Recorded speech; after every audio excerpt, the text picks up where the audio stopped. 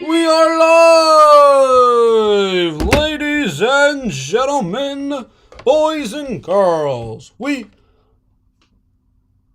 are live in the UFC's middleweight division. Introducing first, fighting out of the blue corner, a mixed martial artist holding a professional record of 15 wins, 5 losses, and 1 draw. He stands 5 foot. I don't know. All right, what is up, everybody? Welcome back to the live stream. All right, let's get this thumbnail a little bit better than it is. You know, not exactly a good thumbnail. It always does the weird thumbnail. I don't know why. Dun dun dun dun dun dun dun dun dun.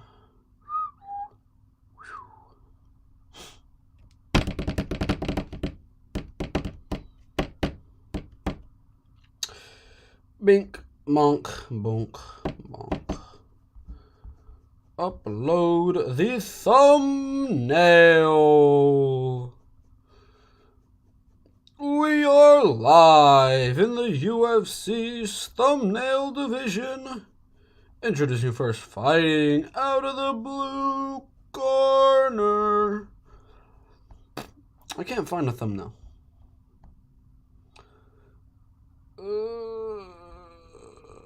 I don't know. I'm not sure.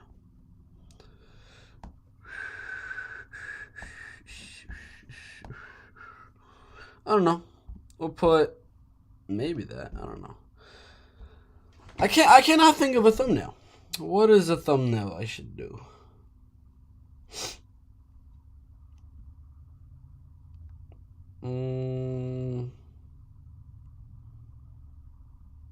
I don't know.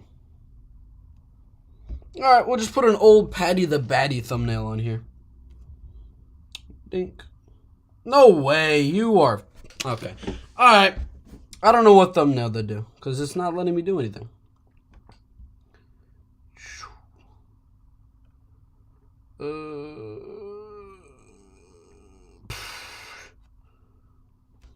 Let's see. Alright, we'll just make a random Brian Ortega thumbnail. That should be fine. Alright, what is up, everybody? Did not plan the thumbnail very well there. But let's see. We got 9 people in the chat. What is up, everybody? Nick Bumpers. What is up, my guy? Long time no see. Bert, welcome back. Glad to be back. How are you, Nick Bumpers? I am doing well. Which fight are you most excited for in the next few weeks? Come on, man. You already know. UFC 285. Gane versus Jones. Or Jones versus Gane. I don't know which one they're going to choose. Jones versus Gane. What the heck? Darling boy. Why aren't you at school? I get off at 12. Training with Oliveira. No, I'm not. I missed out on money with no Bert. You probably did. What is up, Jags Nation? Andrew Tate got extended another 30 days. In Romanian prison. Interesting. What is up, JP? I've been wrestling. That's where I have been. All right. Let's check out the schedule of today's live stream. We do have the main channel is all second channel videos into one big MMA main channel video, which is going to be all of these ones right here. Who will Hamza Chimaev fight next? Jailton Almeida, Jairzinho Rozenstruik. Set for May 13th, Sean Strickland, Paulo Costa. Maybe, you never know. Will Tatiana Suarez become UFC champion? And if you want to read the rest, you definitely can do so. But I think since then, there might have been a few more MMA news topics that got announced. So let's see.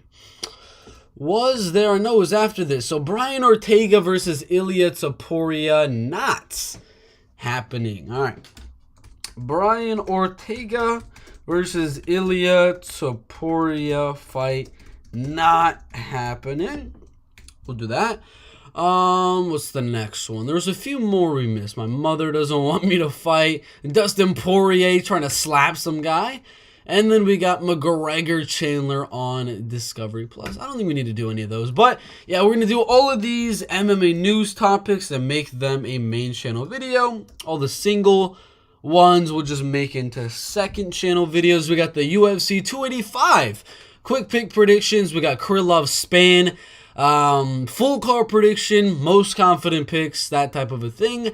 And if we have enough time, we'll do the PFL Challenger Series, but I haven't researched it so much, so I might just not do it. These aren't really the best fights ever. Sandra Lovato, Shayna Young, I mean, these are pretty garbage fighters on this card, so I might not do that one, but we'll see. We'll see about that. All right, let's read the comments before we get into it. I'll wrestle you, Bert. Let's go. Let's do it. Great to see you back. Looking forward to some early prediction videos again. A new hair, Bert. Yeah, I had to do it because I went to States for Wrestling. If you look it up. Let's see. State champion wrestler hair. Bring. Not this orange one. That looks weird.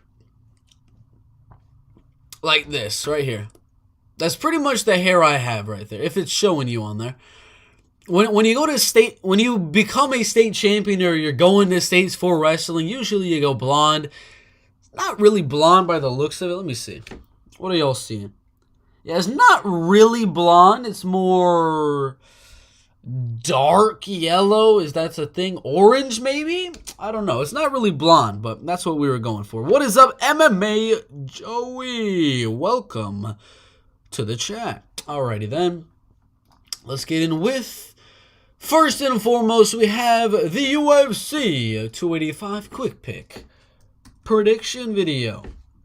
So we'll start that off at the top. All right, UFC 285 in the heavyweight division. We got the flyweights, the welterweights, the lightweights. You know, we got some good fights on this card. So that is what we are going to be doing first. Let's get into it. In the heavyweight division, UFC 285, Jones versus Gane. Quick pick prediction video. It's a little bit early as of right now, February 21st. We got a little while till these fights definitely do happen. Hopefully do happen, I should say. You know, there might be a cancellation or two, but if there are cancellations or there are fights that get switched around, we get new fights on this card, I will be doing separate videos on those predictions as well. But for now, we're going to do the quick pick prediction on every single fight so far. That is at UFC 285, including one that could honestly be a main event of a UFC fight night. That is on the prelims. Dricus du Plessis, however you say it, versus Derek Brunson. Is a solid card. 13 fights, 2 title fights, a lot of ranked fighters. Let's get into it. First fight of the night. We got a banger to start it off. Cody Garbrandt and Trevin Jones both on, losing streaks as of late right here. Only one win in the last 5 for both of them. Trevin Jones, a really good one actually, on Mario Batista. Knocked out Timur Valiev as well. Submitted by Yakub Kakramanov. Javid Basra decisioned him. And Ione Barcelos did the same. It is a good one, but I think Trevin Jones will go out there and he will... I think he's going to crack the chin of Cody and win one of the rounds due to Cody getting really wobbled out. But I think Cody's overall could mix in some takedowns here. And yes, slightly the better boxer going to land a little bit more volume as well. I'm going to go Cody Garbrandt very close, 29-28. Decision for now. We might change that prediction. Ian Machado Gary and Kenan Song. I'm going to go Ian Machado Gary with a TKO round number 2. That's what I'll go. Alan Morono got the decision. He beat Derek Krantz, Callum Potter, and Hector Aldana, none of which are in the UFC right now. And he got knocked out by Max Griffin. I think Ian's a better striker than Max Griffin. He's taller, he's lengthier, he's younger. I'm going to go Ian Machado Gary with the TKO. And next one we got is Mana Man Martinez, Cameron Simon. I'm going to go Cameron Simon by decision. Ronnie Lawrence unable to finish. Cameron Simon barely got to finish at the end of the fight with Steven Kozlow. He did knock out Joshua Wayne Kim, but Mana Martinez is a tough guy. I think this one goes the full 3. Cameron Simon with the unanimous decision. Dricus du Plessis, I know you're going to correct me down below in the comment section for getting the name wrong for du Plessis right here. I don't care. Just Correct me like once. If you see there's already a correction, just skip over it. Come on. I know I'm going to get the name wrong. It doesn't matter. 29 years old, 39 years old. I do believe Drichu du Plessis will win outstrike. And the wrestling looked okay, I guess, against a very bad wrestler in Darren Till, where they both were able to get their last win with a rear naked choke over Darren Till. But I think Drichu du Plessis will win round number 2, and round number 3, Derek will grind round number 1. I think we got a Drichu du Plessis decision win, maybe a late finish. I did call the decision with the Brad Tavares fight, but I think this one goes all the way. Du Plessis, 29-28. Julia Marquez and Marc-Andre Barrio. I'm going to go Julia Marquez. Round number 2, TKO. That should be a fire fight in the middleweight division. Viviane Araujo and Amanda Ribas, 36 and 29 years old. Tapology going Ribas, but I think it's a lot closer than 77% right there. But Amanda Ribas was able to keep it very, very close with Caitlin Chukagian in their fight, make it a very, very close one. Lost to Marina Rodriguez, but looked good against Verna Jandiroba, submitting a lot of other opponents as well. Should be a close one like most women's flyweight fights. So I'm going to go Amanda Ribas by a close decision. You probably expected that prediction. Farid Basharat, Damon Blackshear. I'm going to go Farid Basharat by unanimous decision, getting to 10. And Jessica Penne and Tabitha Hichi. We got Tabitha with the unanimous decision. Maybe a finish, but I think, I don't remember the last time Tabitha's gotten a finish, so I'll go unanimous decision. Jalen Turner, Mateusz Gamrot, the one you've all been waiting for, as Gamrot at 77% right there was getting outstruck by Beneil Dariush in the last fight. He's got very good wrestling and grappling scrambles and things like that.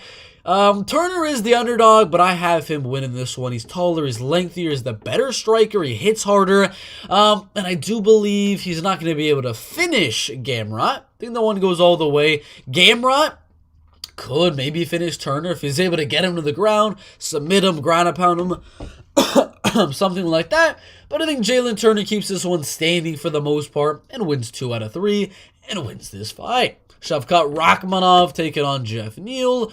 I think Shavkat should win this one. It is a risky one. Jeff Neal did look good in the Vicente Luque fight. Got outstruck by Neil Magny, which is weird. So I think Shavkat should keep it very, very even on the feet. Mix in those takedowns. Search for that submission. Search to land the kicks on the feet and knock him out. I have it going all the way. I'm hoping for a finish. I'm hoping we see a good, very, very solid finish from Shavkat to get him that deserved title shot. But I don't see it. I got a decision for Shavkat Rakhmonov, even though the man has gotten a finish in every single one of his fights. Bo Nickel, Jamie Pickett. You know, Bo Nickel should get the finish. Submission, TKO to the ground and pound. He can knock him out on the feet either way. Either way, I'm going Bo Nickel to get the finish. Round 1, round 2, round 3. It doesn't matter. Bo Nickel, smash. All right, Valentina Shevchenko, Alexa Grasso. You already know Valentina Shevchenko is going to win this one. She's the better striker. She's the better kicker. She's better wrestling, better grappling. Do I think she finishes Alexa Grasso? Very possible. Very, very possible. The last time she was finished was by a future contender against Valentina Shevchenko, possibly, and Tatiana Suarez. I'm gonna go. This one goes all the way. I'm gonna go Valentina by unanimous decision. And last but not least, the one you've all been waiting for: Cyril Gane and John Jones. Minus 110, minus 110. Obviously, John is older. He's a little bit lengthier than Cyril Gane right there. I do believe John Jones is gonna have the better wrestling game than Cyril Gane. Cyril Gane actually said in between where he ended up going out there beating Tai Tuivasa and to this fight announcement of John Jones that Cyril Gane really wasn't training at all. At all. I mean, he loses to Francis Ngannou in a fight where he gets largely out-wrestled in round 3, round 4, round 5. Then he fights a striker, so he doesn't really have to, tune up the wrestling and grappling defense. And he said he just started to train again for Jon Jones and his wrestling and his grappling. So I do believe that Ciryl Gane is going to go out there with not the best wrestling and grappling. He's probably going to look good in round number 1, but round number 2, once Jones finds his timing and finds his way to get in onto the hips of Ciryl Gane and land those takedowns, I believe Jones will end up winning this decision. He's not going to finish Ciryl Gane, and Gane wasn't able to land on the chin and finish him. And Ciryl Gane's a pretty decent jiu-jitsu type of guy, so I don't think Jones is going to go out there and guillotine him like he did to Lyoto Machida. I got him going all the way in a pretty solid heavyweight class. Now, I'm thinking Jon Jones of old. And I think Jon Jones wins round 2, round 3, and round number 5. Ciryl Gane will come back a little bit there, win round 4, and it's going to come down to the 5th and final. Jon Jones with the W.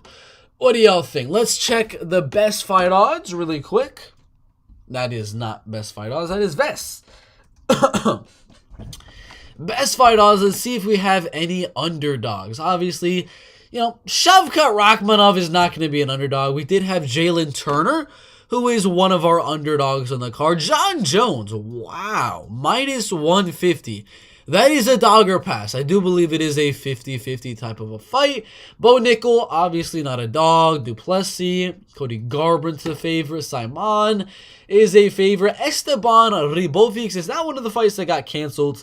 I do believe it was. Yeah, Kenwella Kirk, Esteban Ribovics. We did have the Julio Arce fight get canceled. The Dan Hooker fight get canceled. And the Amanda Nunes Irene Aldana. That would have been a good fight on this card as well.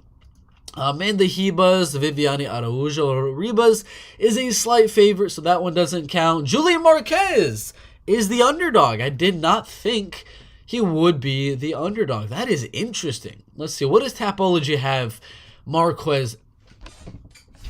Marquez is a minus 300 favorite on Tapology. Yet he's the underdog on here. That is weird.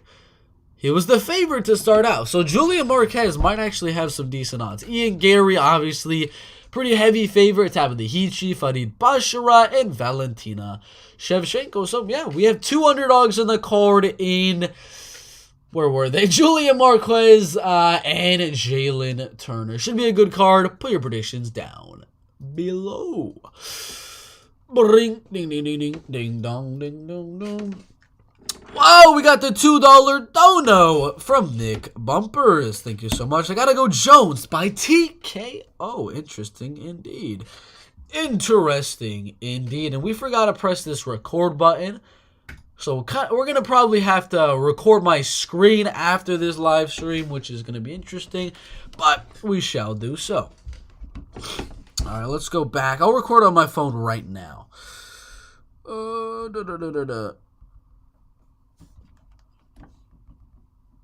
Alright, 1 second, y'all. Alright, what is our next one? Oops, I messed it up. Alright, well, let's check the comments really quick. Fury is going down? Tyson Fury? More like Rakhmonov hair. What better than one Plessis? Duplessis 400E euros on Duplessis. Yeah, yo, Bert, why have you been posting predictions? I've been wrestling. Poor Cody, he went from possible co-main of a fight night to an opening bout. That is freaking insane. For UFC, Alan, you need to pay for his predictions. Ah, got you. Thanks, Adam. Someone tell him to post at least a couple for each event.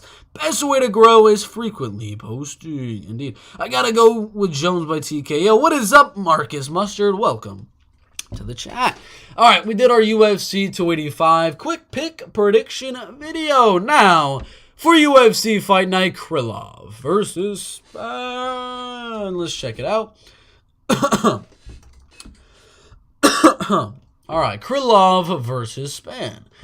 In the light heavyweight division, UFC Fight Night, Krylov versus Span. Full card prediction, we got the main event, Krylov and Span. In a fight I do not expect to go to those championship rounds of round 4 and round number 5. I expect a finish from the powerful Ryan Span on the feet, or a finish from the very good grappler and wrestler Nikita Krylov on the ground. We got the co-main, Brendan Allen and Andre Muniz. That's a very solid fight. Two really good grapplers in the middleweight division, up-and-comers, looking to build their name in this middleweight division. We got Dontel Mays, Augusto Sakai, pretty mid-tier heavyweights, Montana De La Rosa, and a future champion in Tatiana Suarez. I'm very interested to see how a Suarez versus Aaron Blanchfield fight actually happens. Who wins between such good wrestlers and grapplers in that flyweight division? We got Johan Linus and Mike Mallet, two Canadians fighting each other. Not really too sure why. We got Trevor Peek and Eric Gonzalez. Peek has a chin on him. Gabriela Fernandez, LFA champion Jasmine Jasudavicius. We got Victor Martinez, Jordan Levitt, decent. Odie Osborne, Charles Johnson, Carl Deaton III, not UFC caliber, taking on Joe Selecki, Nurulo Aliev, and Rafael Alves, Aylin Perez, and Haley Cowan, as well as Jose Johnson and Garrett Armfield. We got some good fights on the card. Betting odds, if you are curious to see what they are. Augusto Sakai is the favorite. Nikita Krylov's the favorite. Andre Muniz, a 2-1 favorite. Tatiana Suarez, 8-1. Mike Mallet, 2-1. Trevor Peek, about 2-1. Victor Martinez, a slight favorite over Jordan Levitt. Joe Selecki, a 5 and 6-1 favorite. Gabriela Fernandez, slight favorite. Charles Johnson, almost 2-1 favorite, maybe 1.5. Nurulo Aliev, almost 2-1 favorite. Haley Cowan, slight favorite. And Garrett Armfield as a slight favorite. We got some good fights at UFC Fight Night. Krylov versus Spann. Let's get in to the predictions. First fight here in the bantamweight division, Jose Johnson and Garrett Armfield. In the bantamweight division, Garrett Armfield really did impress me in his last fight with David Onama. Yes, he did lose, but again, it was up a weight class as an 8-1 underdog on short notice against a guy that was 10-1 and only lost in the freaking lightweight division. That is absolutely crazy. And Garrett Armfield went out there, looked pretty solid in round one, actually outstriking David Onama on the feet in that fight. And Jose Johnson in this one, I mean, he had a weird Dana White's Contender Series fight. Well, he was fighting an undefeated Jack Cartwright and was able to get the unanimous decision win, mainly due to just being more active on the ground, landing a little bit more ground and pound. He's got a good submission game and things like that, but he did lose to Mana Martinez, who's in the UFC. He got knocked out by him, and he got out-wrestled and grappled pretty dominantly by Ronnie Lawrence when they actually fought on the Contender Series a while ago. I don't think Garrett Armfield is going to be a guy to go out there and just try to take him down and grapple him and wrestle him like Jack Cartwright was trying to do. And given the striking that Garrett Armfield did show in the David Onama fight, which was actually a rematch from the first David Onama fight back in 2018, I do believe he's going to go out there and actually outstrike Jose Johnson in this one. I know he's way smaller than Jose Johnson at 5'6" tall. That's 6 inches in height.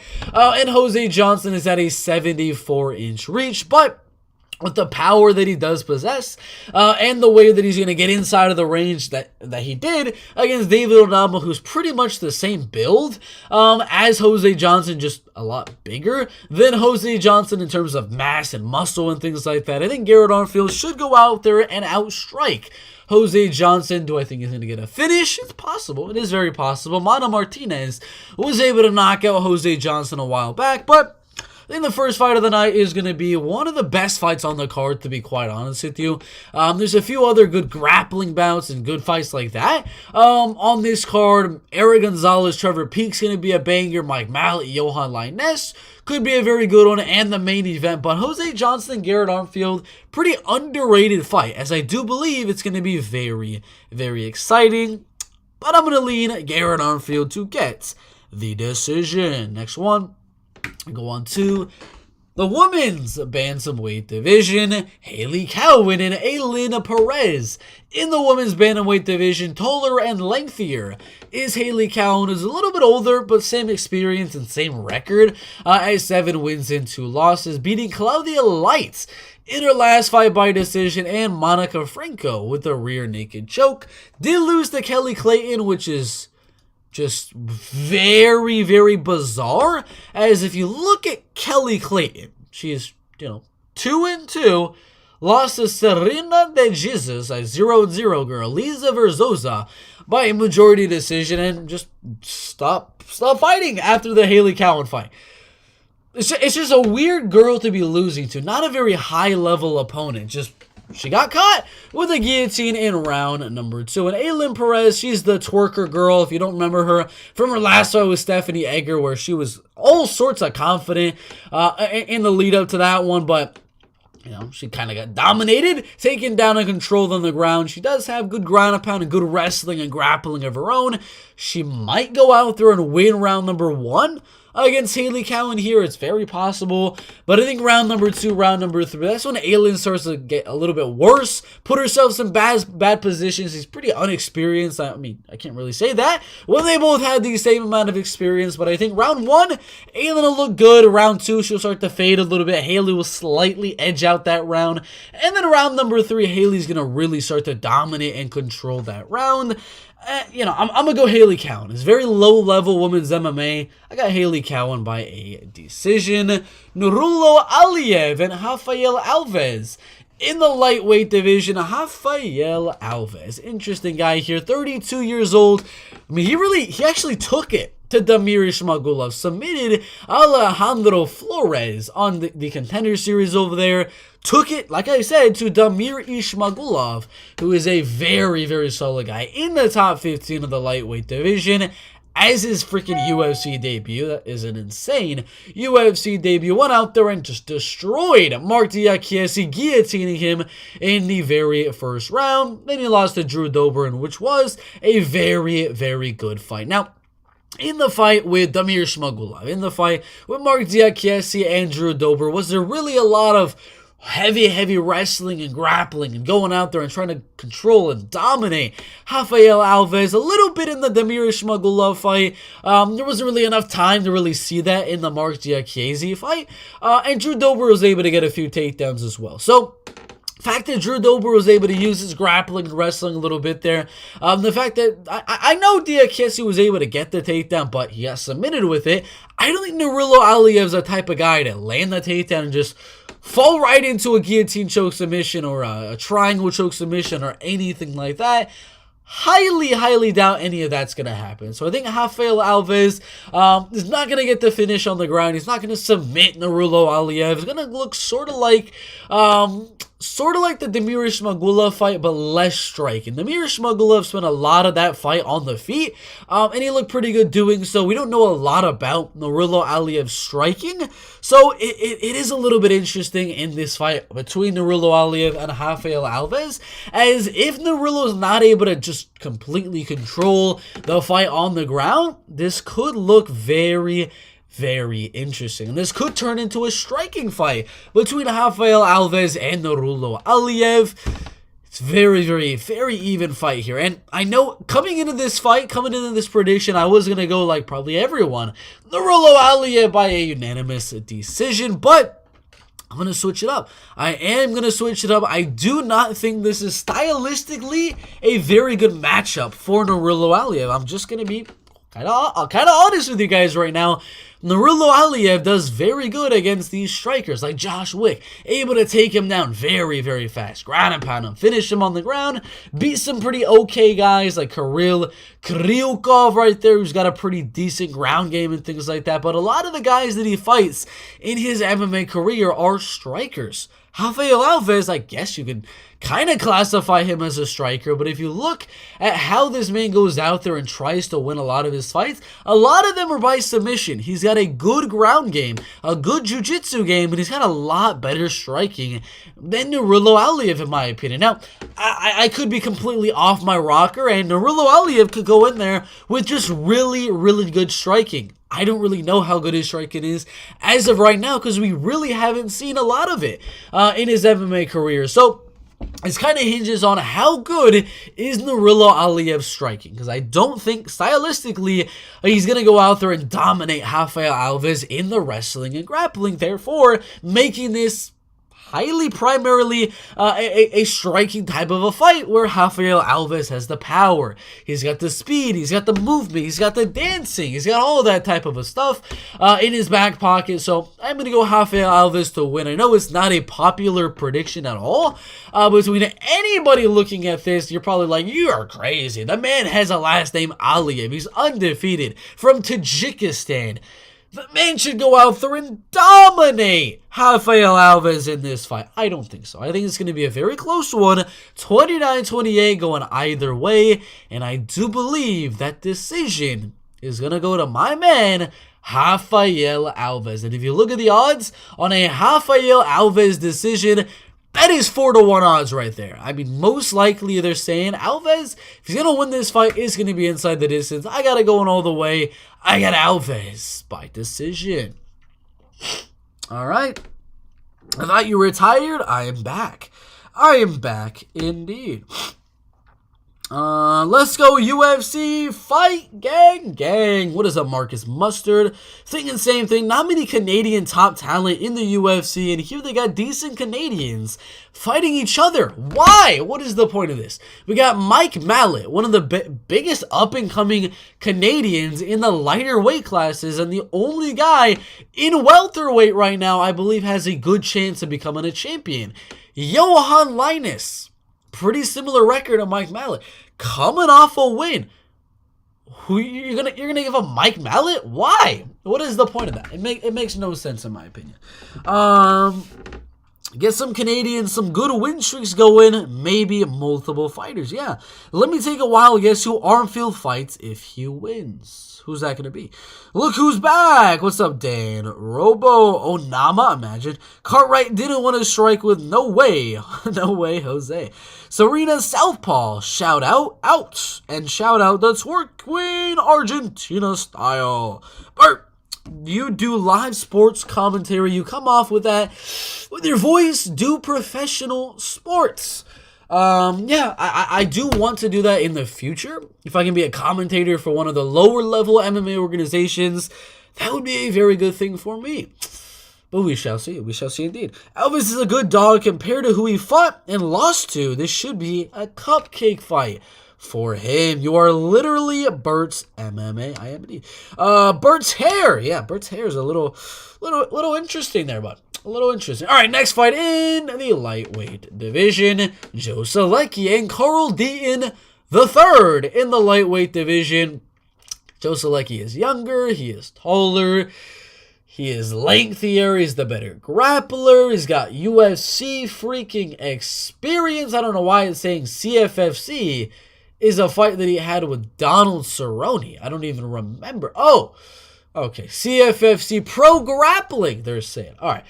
My bad. All right. Jim Miller, Austin Hubbard, Matt Weeman. I mean, Jim Miller alone, going out there and beating a guy like Jim Miller, a split decision with Jared Gordon, beating Alex Da Silva, only losing to Jared Gordon inside of the UFC. This is such a step down in competition. Carl Deaton III, yeah, the man's got 9 submission wins in his MMA career, coming off a rear naked in his last fight, a rear naked over Adam Ward.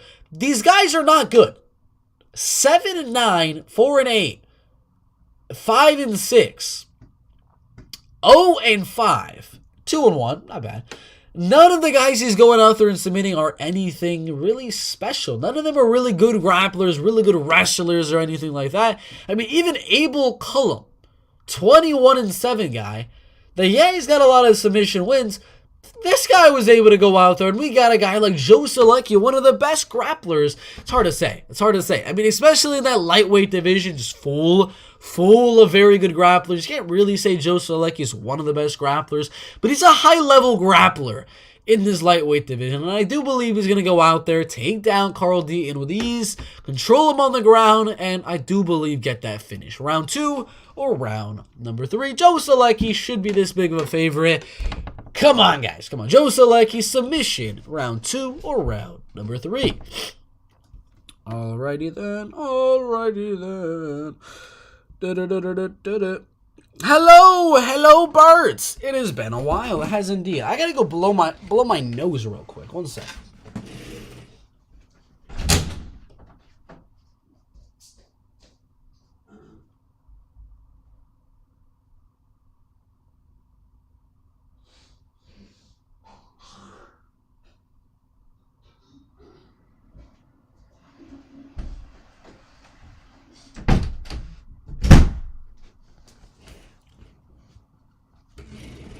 I am currently sick with something. Not too sure what it is. 1 week notice, but to make money off this fight, maybe a fight goes 1.5 rounds on Bet Online. That dude's hair scares me. He's going to lose all his gas in the first round, but maybe he survives. Who are you talking about? The Carl Deaton, the third guy? Yeah, he could very well survive. And over 1.5 rounds, I do believe it'll be later on in the fight if there is a finish from Joe Solecki. I believe round 2, round number 3. Over 1.5 is at minus 160. That is an iffy one. The most valuable bet, probably going to be Solecki decision. Plus 175. Not even that good, but I think over 1.5 does hit, but barely. That is a very, very risky bet. All right. Next one we got in the flyweight division, Ode Osbourne and Charles Johnson in the flyweight division. Charles Johnson coming off 2 good wins, one of which over Jimmy Flick, where he was dominating him, got him on the feet, ground and pounded the heck out of him, and got the TKO. Really, really close one. A lot of people think was a robbery in the Zhalgas Zhumagulov fight. And then he lost before that to Muhammad Mokaev, was an LFA champion. He's only 32 years old, taller than Ode Osbourne, but Ode is a little bit lengthier. Ode, solid striker right there. Was able to catch Zaruk Adeshev on the feet and knock him out. Able to outstrike CJ Vergara for their fight, but he gets caught a lot. He does get caught a lot. He's able to catch some of his opponents, like Zaruk Adeshev, like Jerome Rivera, but he got knocked out by Tyson Nam in round number 1. Just completely let his chin out there and got knocked out. Manel Kape was able to land that crazy flying knee, and Brian Kelleher was able to go out there and submit him in round number 1. Now, Charles Johnson is not one of those guys I think is going to go out there and knock out Ode Osbourne per se. He was able to go out and knock out Carlos Mota, was able to knock out Joao Camilo, was able to knock out Jimmy Flick with the ground and pound right there. But I do believe in this one right here, he's going to have more success hurting Ode Osbourne on the feet, given that Ode Osbourne's chin has been affected a little bit. I mean, he got knocked out by Manel Kape with the most devastating flying knee I've seen in a while, then took a powerful right hook by Tyson Nam in their fight. I think Charles Johnson could catch Ode Osbourne on the feet with something to wobble him a little bit. Charles going to shoot that takedown and look to wrestle and grapple. And I do believe there's a very good chance we see a submission. So I'm going to go either we get a submission in round number 1 or the fight goes all the way. If it goes to round 2, round 3, I don't think we're going to see a finish. But if it goes past, or if there is a finish, I think it'll be in round number 1. If it goes past that, I do think the fight goes to a unanimous decision for Charles Johnson. But if you look at the odds on Johnson's submission, I don't think they're there yet. But Johnson wins by round 1 submission is minus 118. That does not make sense.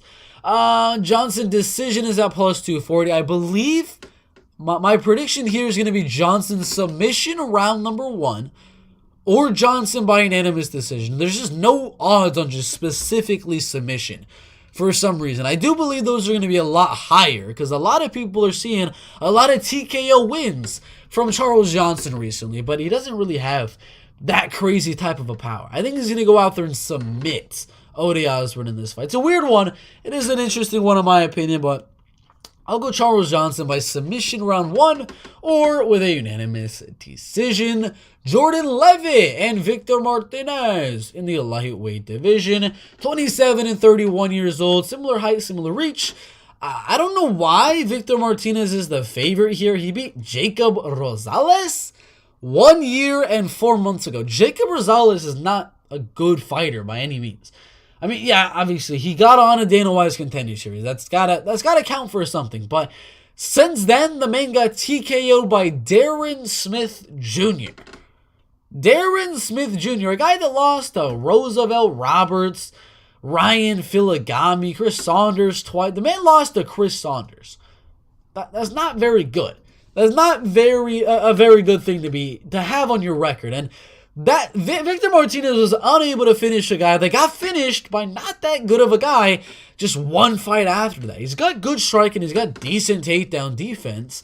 But Jordan Levitt's just going to stay at range, kick the thigh of Victor Martinez, the legs of Victor Martinez, stay at range using his height and using his little bit of reach that he does have over Victor Martinez.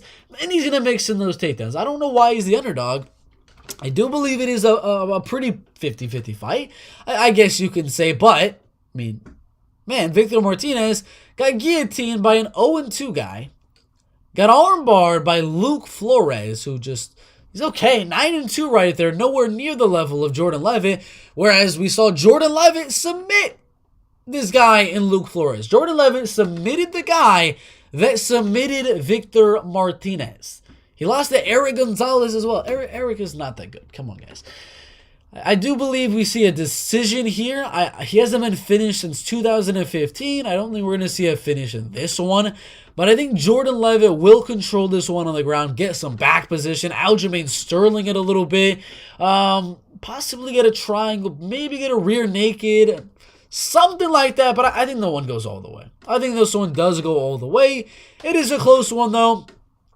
I'm going to go Jordan Levitt by a decision, and I do believe this is an underdog prediction. I could be wrong, but I do remember it being an underdog prediction. We already got Rafael Alves. Now, Jordan Levitt is at plus 105. Very interesting. Next one in the flyweight division. Gabriela Fernandez and Jasmine Jasudavicius. In the flyweight division, I'm going to go Gabriela Fernandez. Pretty similar height, pretty similar reach, similar experience. The age doesn't really matter. I mean, yeah, 34 years old, but it's a women's MMA. There's not really much of a difference being made with that difference in age. But Jasmine's got good wrestling, good grappling game, able to get the fight to the ground and control it there fairly well. Only losing to Natalia Silva, who went out there and looked really, really good in the striking.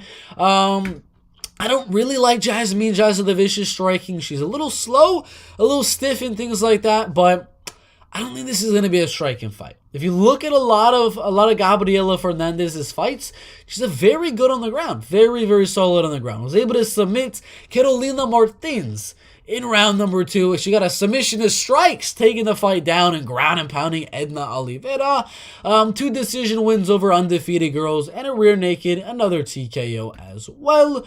Only losing to Maria Silva. It is a close one in my opinion. Also beat Yasmin Lucindo, which is a very interesting win. But it's a 50-50 for sure.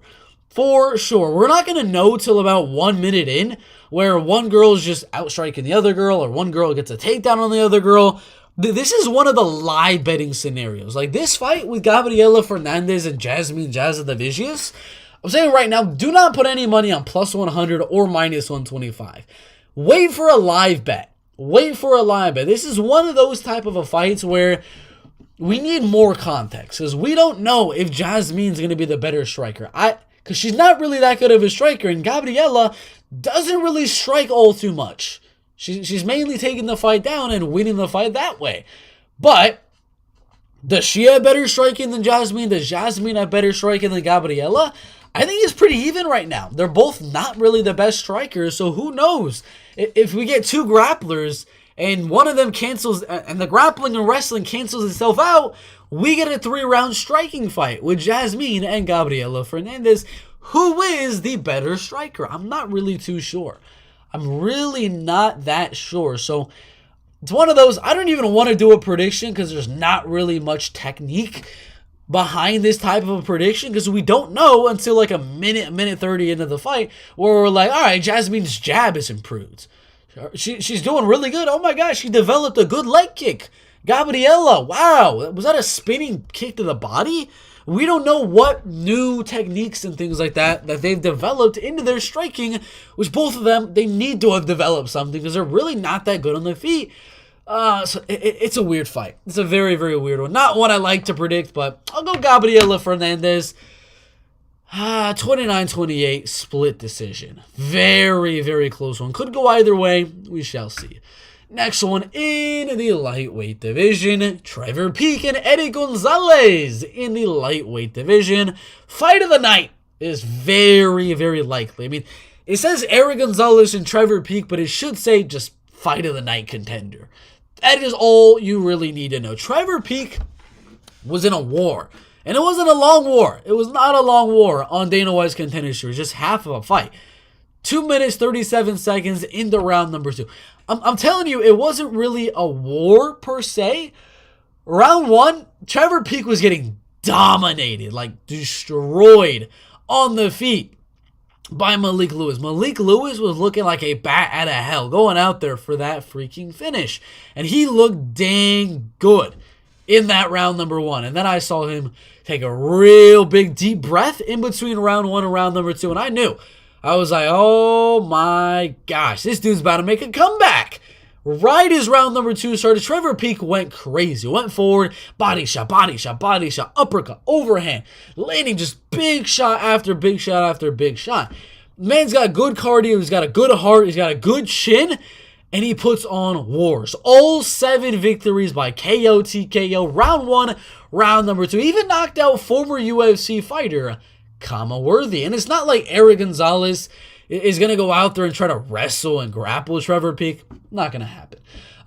Terrence McKinney went out there and took him down fairly easily and submitted him. So I do believe this to be a striking match between Eric Gonzalez and Trevor Peek.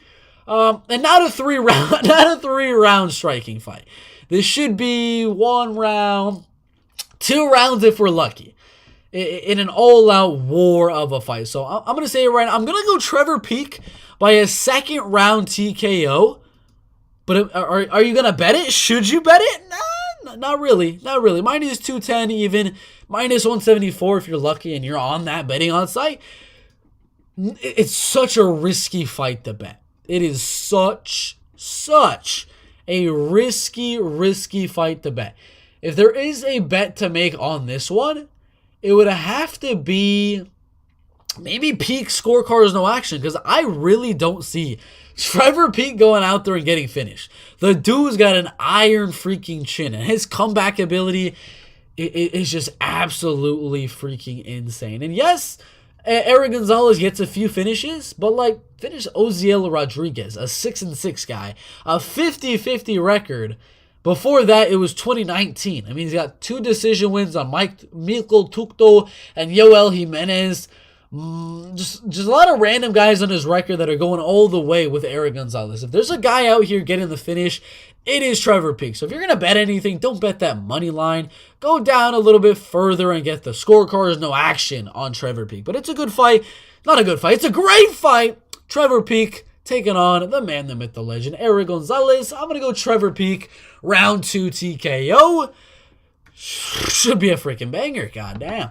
Next one in the welterweight division, Mike Mallett and Johan Linus in the welterweight division. I'm going to go Mike Mallett to win this one. He is, in my opinion, the better wrestler, the better grappler than Johan Linus in this one, and he's got similar amount of power to Johan Linus, but he also has a better chin than Johan Linus as well. Johan Linus, I mean, his chin is okay, but as soon as he gets cracked, it's one of those weird wobbling chins where a lot of shots you don't expect to rock you, they're rocking Johan Linus a lot. And Mike Mallett showing the power that he showed in the Mickey Gall fight, the way that he was just able to show his wrestling and grappling against Solomon Renfro and Simon Shimotritsky. I do believe the wrestling and grappling will kind of be voided for this one, and we'll get a good striking match between Mike Mallett and Johan Linus. Do I think it goes to a decision? No, it could.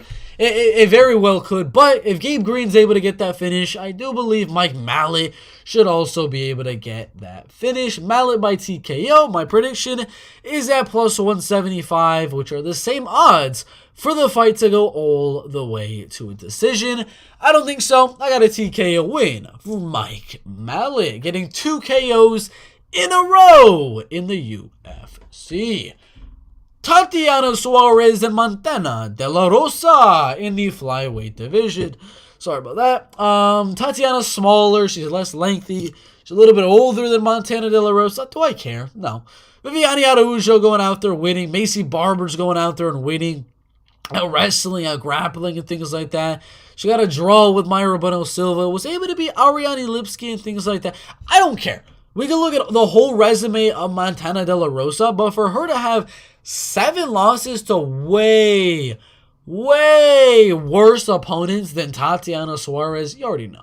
If you were losing to Andrea Lee, you're not beating Tatiana Suarez. I'm sorry to burst your bubble, but Tatiana went out there and destroyed Alexa Grasso. She went out there and destroyed Carla Esparza. Absolutely wrecked those 2 girls. What she's going to do again? It's so obvious. This fight's going to hit the mat. Tatiana's going to go crazy on the ground. And I kind of resemble this fight as, where was it? Raul Rosas Jr. versus Jay Perrin. Tatiana's going to go out there as soon as she gets the takedown, look for the submission, look for the finish, and she's going to get it. Round number 1, rear naked. It's going to be pretty identical to the Alexa Grasso fight. That's what I got. Put your thoughts down below. I think it's going to be fairly easy. Tatiana Suarez, possible future champ, by first round submission. Augusto Sakai versus Don'Tale Mayes in the heavyweight division. Augusto is a slight favorite on here. He's got a little bit better striking than Don'Tale Mayes. Wrestling and grappling going to be pretty even, I'd say. Size, age, all of that type of stuff going to be even as well. Don'Tale Mayes, he beat Roque Martinez. He beat Josh Parisian. Cool. But Augusto Sakai is a lot better of a striker than Don'Tale Mayes is, in my opinion. Went out there, knocked out Chase Sherman, got a decision win on Andrei Arlovsky, knocked out Marcin Tybura, and was able to outstrike Blagoy Ivanov as well. You can't go out there and tell me that Don'Tale Mayes has better striking than Blagoy Ivanov, than Marcin Tybura. Any of those guys. I don't believe he's got better striking than even Andrei Arlovsky. He does not have better striking than any of these guys. Guys that are going out there and finishing him are just crazy powerful guys. Like Alistair, like Jairzinho, like Bam Bam. Or really good wrestlers like Sergey Spivak. Don'Tale doesn't have the power of a Tuivasa Rosenstruck Overing, the striking of any of those guys. And he doesn't have the ground game of a Sergey Spivak. So actually think this is a pretty good odds for Augusto Sakai right here. I believe, like he did with Marcin Tybura right there, he could very well do with Don'Tale Mayes, even though Don'Tale's only losses are on the ground, with a ground and pound TKO, with a heel hook right there, and that rear naked choke submission. I do believe this one is going to be a knockout on the feet, and I'm going to go my guy, Augusto Sakai, with a TKO. Next fight, in the middleweight division, Andre Muniz and Brendan Allen in the middleweight division.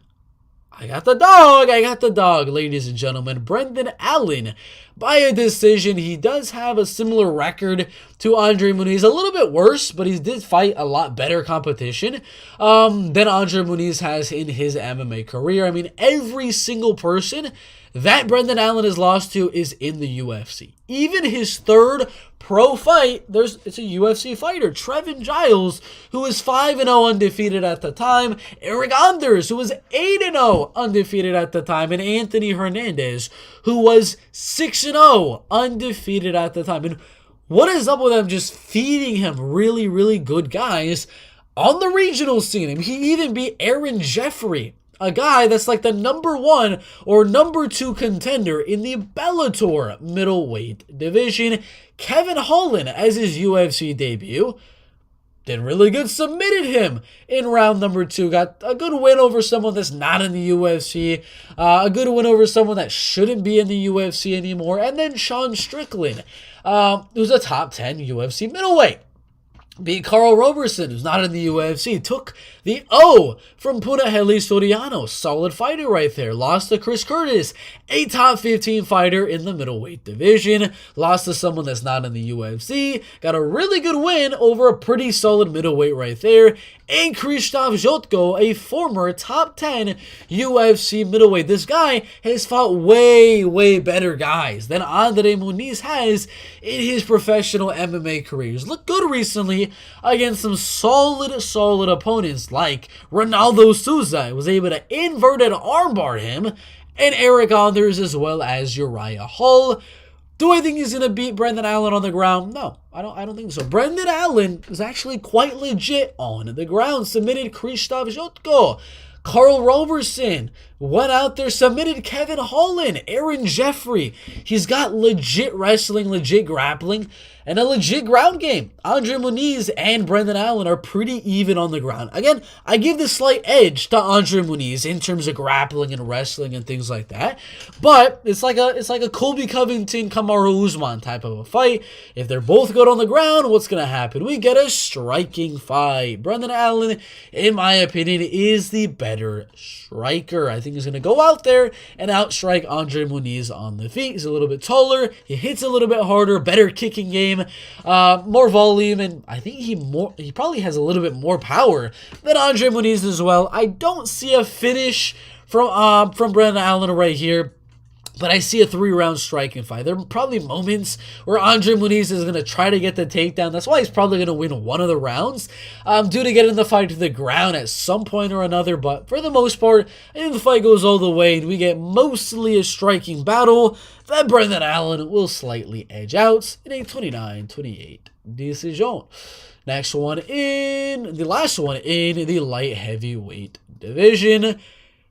Nikita Krylov versus Ryan Spann in the light heavyweight division. Similar age, a little bit of a height and reach advantage for Ryan Spann, who I believe is more likely to finish the fight on the feet with a TKO than Nikita Krylov is, knocking out Misha Sirganov as well as Dominic Reyes. But he did get knocked out by Johnny Walker and submitted by Anthony Smith in their fight. I do believe Nikita Krylov will lose round number 1. Ryan's going to have some good takedown defense early on in this fight, outstrike Nikita in round 1.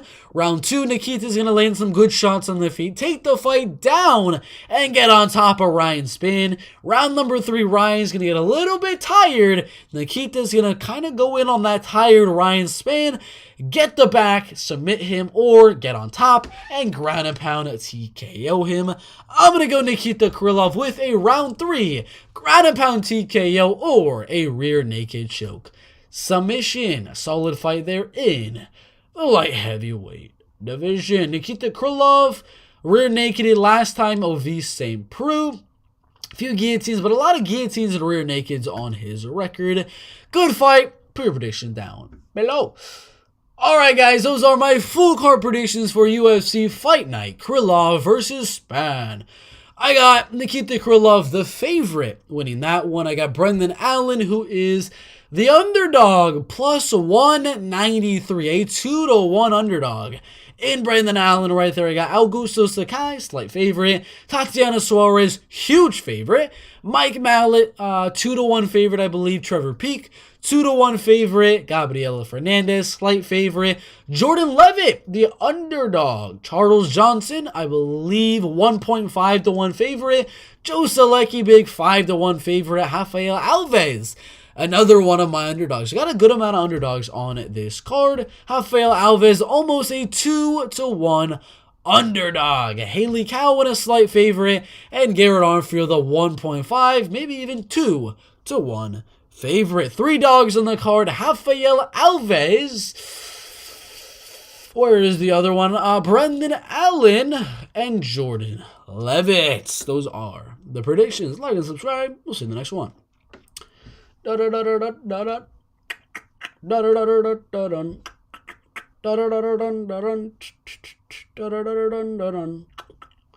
UFC Fight Night, Krilla versus Span. Full card prediction. Alright, what's the next one we are going to do? I don't really want to do a PFL Challenger series. Those aren't very good fights. Alrighty. Single fight predictions, we got those. Those are good to go. We could do the most confident picks video, if that is what you would like me to do. So let's go. Alright, most confident picks. Is that what you guys want? We're gonna do it. We are going to do it. Alright, let's go to next slide or next doc.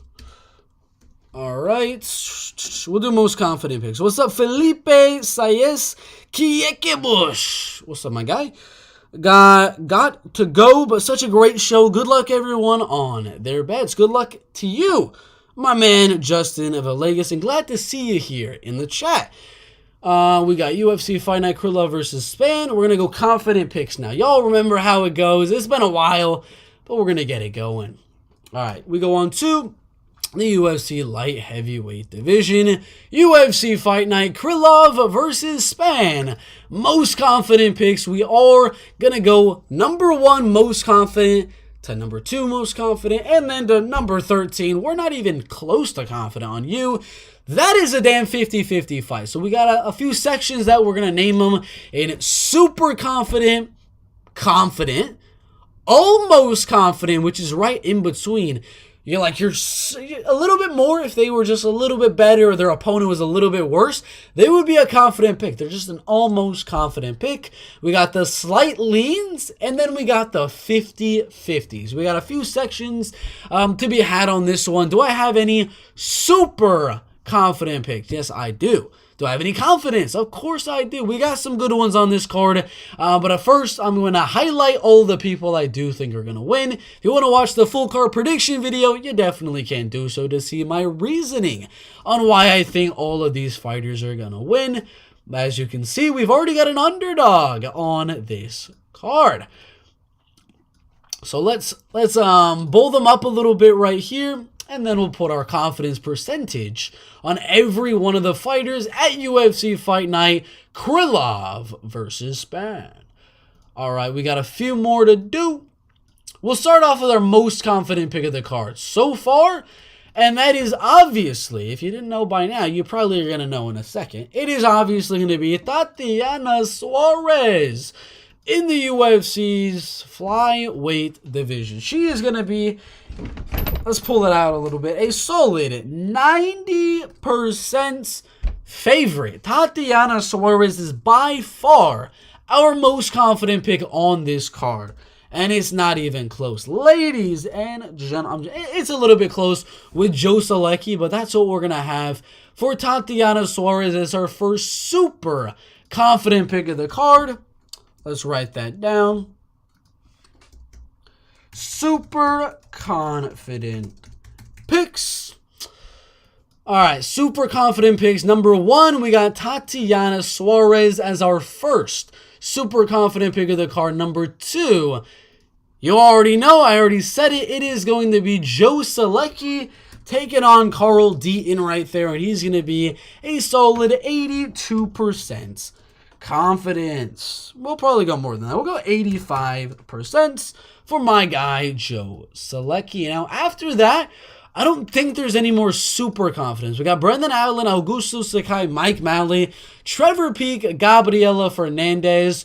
We have Jordan Levitt, Charles Johnson, Rafael Alves, Haley Cowan, and Garrett Armfield. I do believe that is it for our super confident picks on this card. None of these ones are anywhere near 4-1 type favorites, in my opinion. So that is going to be it for our super confident picks. Next section is going to be just our straight up confident picks. We're not super confident, and we're not, it's just a slight lean towards you. We're confident that these guys are winning, but we're not super. We're not going to go out there and say put all of your money on them in a parlay or anything like that. So confident picks. Nikita Krylov, no. Brendan Allen, no. Augusto Sakai, no. Mike Mallet, most definitely is going to be a confident pick. I feel Feel weirdly good about Mike Mallet on this card. Feel very weirdly good about him. And we're going to have Mike Mallet at around a 75%. I feel very, very solid with Mike Mallet on this card as one of my biggest favorites on the card to go out there and get the win. Now, Garrett Armfield, Haley Cowan. Garrett Armfield, no. Rafael Alves, no. Charles Johnson is almost there, but he's not there yet. And that's going to be it for our confident picks. Because there is a lot of close fights on this one. This one now is going to be almost confident picks. Now, if you're wondering what the levels are to every single one of them, super confident is anything from 80 to 100% confidence. 80 to 100. Confident is anything from 70 to 80. Anything in that little range right there. Almost confident is just 60 to 70.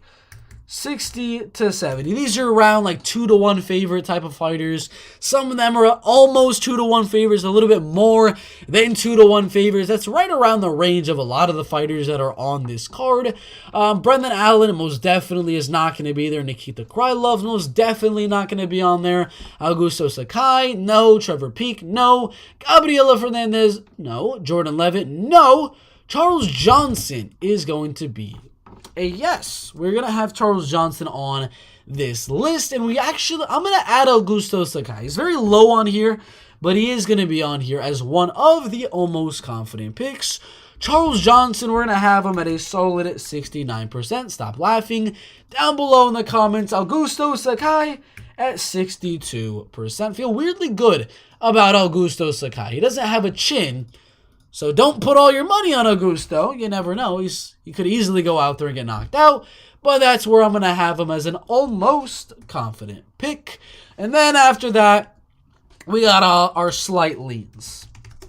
And we got one more category after this. This one, slight leans are anything from the 55 to 60% range. Anything from that range is where we're going to have all the next fighters. Nikita Krylov is going to be there at a solid 59%. A little bit less than Augusto Sakai, but not on the level as Augusto just because of the power of Ryan Spann and the fact that Nikita is pretty low fight IQ in my opinion.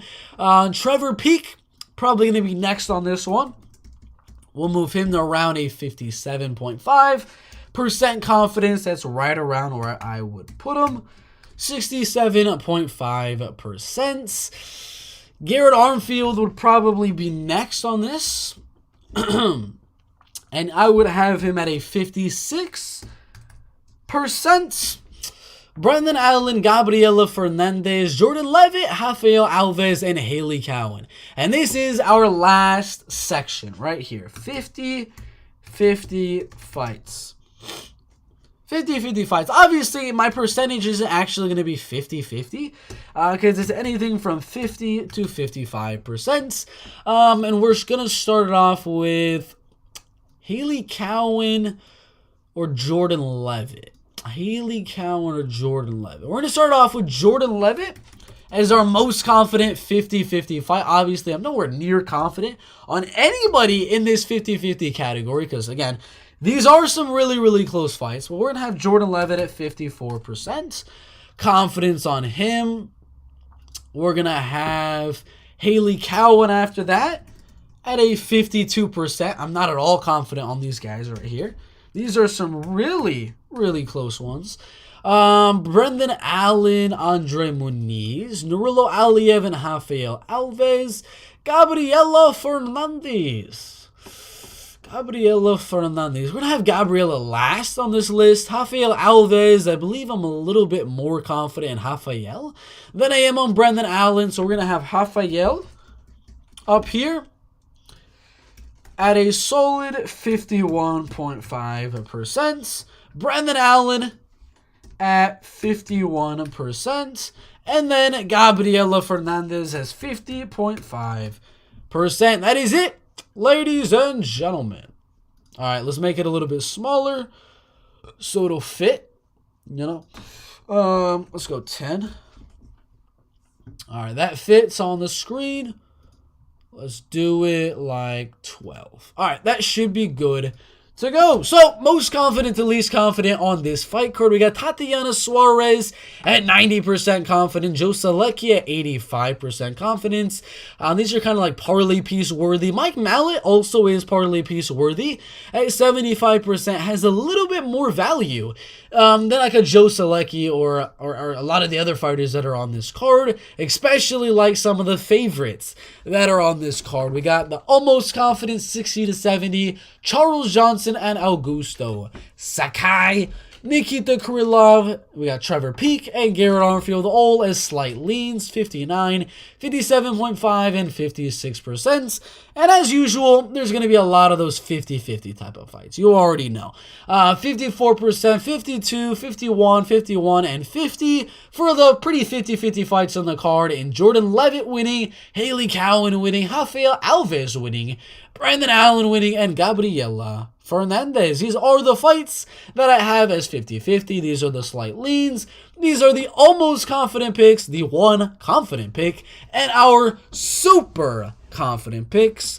Make sure to put your picks down below, like and subscribe, and we'll see you in the next one.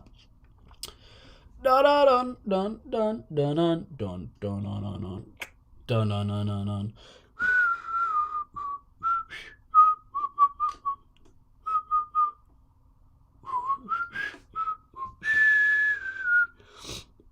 Oh, yeah.